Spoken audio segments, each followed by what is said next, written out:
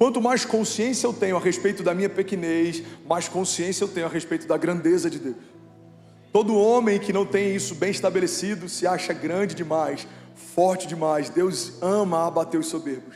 Mas todo homem que sabe que se Deus não fizer, ele não faz. Se Deus não falar, ele não fala. Se Deus não dá uma direção, ele não caminha. São homens que Deus ama promover. Deus promove pessoas que aos nossos olhos não fazem sentido estar onde estão, viver o que vivem, mas é porque Deus está fazendo na vida deles. Deus ama abater soberbos e promover improváveis, porque a glória de Deus se revela em meio a impossibilidades. A glória de Deus se expressa em meio a improbabilidades. Quando olhamos para um homem gigante, que aos olhos de todo mundo seria um homem escolhido para ser ungido como rei, e Deus escolhe ele, essa escolha não é inusitada, mas quando Deus escolhe um menino franzino que nem foi cogitado pelo seu pai para estar na sala naquele dia, e levanta ele como rei sobre Israel, aí a gente vê que a história de Davi não é mais sobre Davi, é sobre o Deus que escolheu Davi. Quando a história fala a respeito de um menino que caminhava debaixo de uma capa colorida e foi vendido pelos irmãos e foi lembrado por Deus, e no meio de um calabouço ele foi feito líder, e pelo faraó, que era o homem de maior governo da época, ele foi feito governador, nós entendemos que a história de José não é mais sobre José. É sobre o Deus que fez José sonhar, e é sobre o Deus que sonhou com José. Quando olhamos para a história de Daniel, o homem que tinha mais sabedoria do que muitos sábios da época, um homem que fez com que leões jejuassem na presença dele, e vemos que não havia nada sobrenatural em Daniel que não havia sido dado por Deus.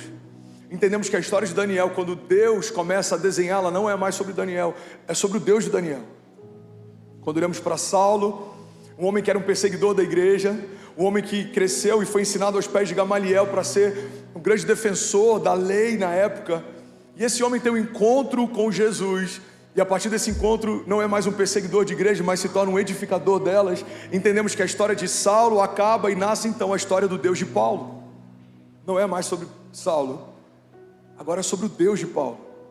Quando olhamos para a história de Pedro, um homem que sabia pescar peixes, mas ao longo da história foi levantado por Deus para pescar homens, alguém que tinha habilidades manuais, mas agora se torna alguém que abre a sua boca e libera um poder sobrenatural, alguém que tinha dificuldade para saber em uma noite como aquela em que Jesus o encontrou, aonde os peixes estavam, mas agora a sombra dele cura enfermos por onde ele passa. Entendemos que não é mais sobre Pedro, é sobre o Deus de Pedro.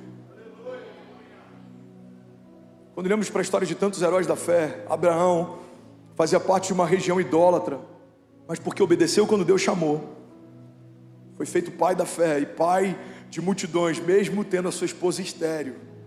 Viu o cumprimento das promessas de Deus, e não era mais sobre Abraão, agora é sobre o Deus de Abraão. E a Bíblia fala exatamente assim: o Deus de Abraão, o Deus de Isaac, o Deus de Jacó.